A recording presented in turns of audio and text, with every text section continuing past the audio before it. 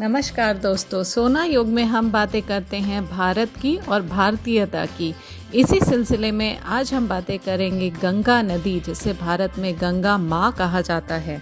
क्या आप जानते हैं कि गंगा नदी, जिसे इतना पवित्र और महत्वपूर्ण स्थान प्राप्त है, उसके तट पर रहने वाले लोगों की संख्या कुछ पूरे देशों की आबादी से ज़्यादा है, जैसे कि पेरू, अर्जेंटीना और स्पेन। गंगा नदी के तट पर बसने वाले लोगों की संख्या 45 करोड़ से अधिक है। एक बड़ी आबादी की जनसंख्या और पशु पक्षियां अपने जीवन व्यापन के लिए गंगा माँ से अनेकों तरीके से जुड़े हुए हैं। गंगा नदी को हिंदू धर्म में महान और पवित्र माना गया है। ऐसी मान्यता रखी जाती है कि गंगा माँ सभी पापों को साफ कर देती है और एक आध्यात्मिक शुद्धि का उच्चतम मार्ग प्रदान करती हैं।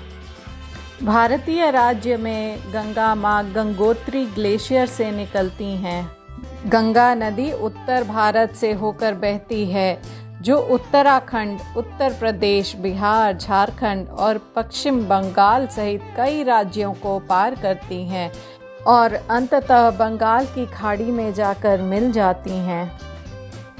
गंगा माँ के तट पर कई शहर बसते हैं, जैसे कि ऋषिकेश, हरिद्वार, कानपुर, इलाहाबाद, वाराणसी, पटना और कोलकाता। इनके साथ साथ गंगा माँ के किनारे पर कई छोटे कस्बे भी स्थित हैं और कई और शहर। ये क्षेत्र सांस्कृतिक, ऐतिहासिक और धार्मिक महत्व रखते हैं। विश्व में विख्यात शहर वाराणसी दुनिया के सबसे पुराने लगातार बसे रहे शहरों में से एक अनोखा शहर है। ये शहर भी गंगा माँ के तट पर ही स्थित है। बनारस की मशहूर गंगा आरती, जिसमें प्रकाश और अग्नि से युक्त पूजा का एक अनुष्ठान बड़े ही भव्य तरीके से होता है, गंगा के किनारे विभिन्न घाटों पर किया जाता है। हरिद्वार और वाराणसी दोनों ही बहुत ही विशेष रूप से अपने भव्य गंगा आरती समारोहों के लिए पूरे विश्व में विख्यात हैं। इसके साथ कुंभ मेला की बात हम कैसे भूल सकते हैं। वह विशाल और भव्य धार्मिक सभा, जिसमें विशिष्ट अंतराल पर गंगा के तट पर पूजा की जाती है। इस शुभ घटना के दौरान पवित्र नदी में स्नान करने के लिए लाखों तीर्थयात्री इकट्ठा होते हैं। गंगा नदी के जल में कई प्रकार के जीव जंतु पाए जाते हैं, जिनमें कि डॉल्फिन भी शामिल है।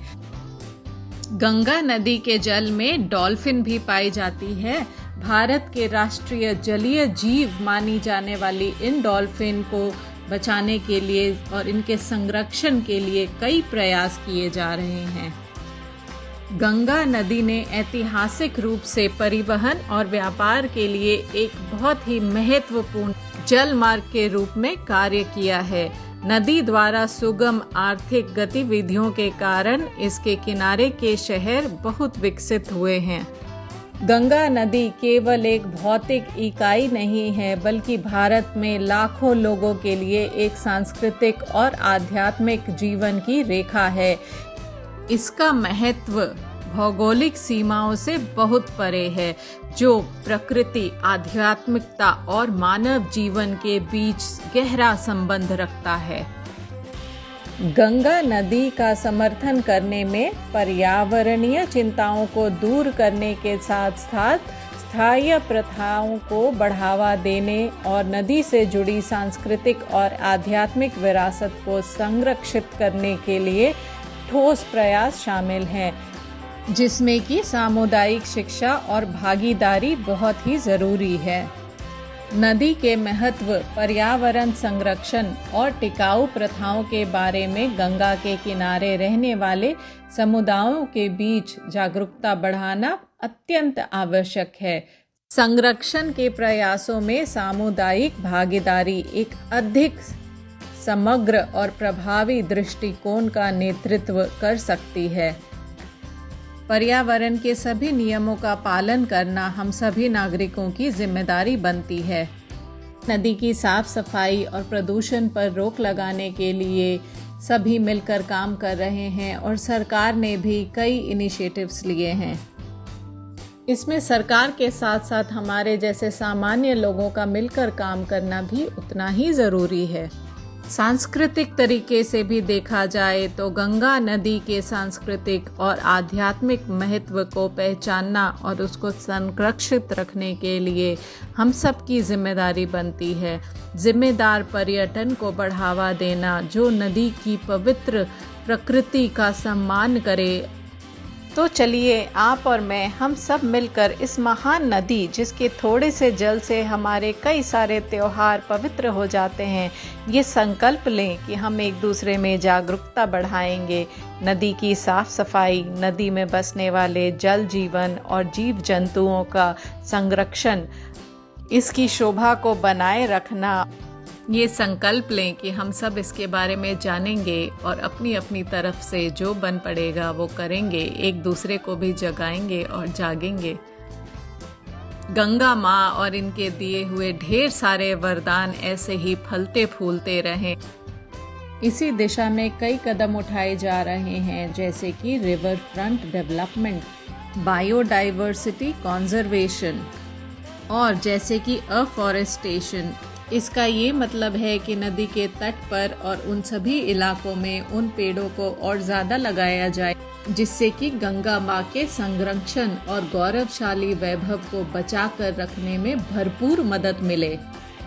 इसके साथ साथ प्रदूषण को घटाने और मिटाने की तरफ लगातार प्रयास करना, साथ ही साथ जन जागरूक में इसके प्रति जागरूकता बढ़ाना, जैसे कि कई तरीके के वर्कशॉप्स और इनिशिएटिव्स लिए जाते हैं, जिसमें कि लोगों को बताया जाता है कि वो अपनी तरफ से कैसे अपना योगदान दे सकते हैं अलग अलग तरीके से, जैसे कि रिस्पॉन्सिबल टूरिज्म और जैसे कि कम्युनिटी पार्टिसिपेशन, क्लीनलीनेस ड्राइव या कंपटीशन, प्लांटेशन ड्राइव, जिसमें कि लोग कई तरीके के पेड़ पौधे लगा सकते हैं। जैसे कि हमने देखा, गंगा नदी सिर्फ एक नदी नहीं है। गंगा नदी भारत की एक बहुत बड़ी सांस्कृतिक और ऐतिहासिक धरोहर है।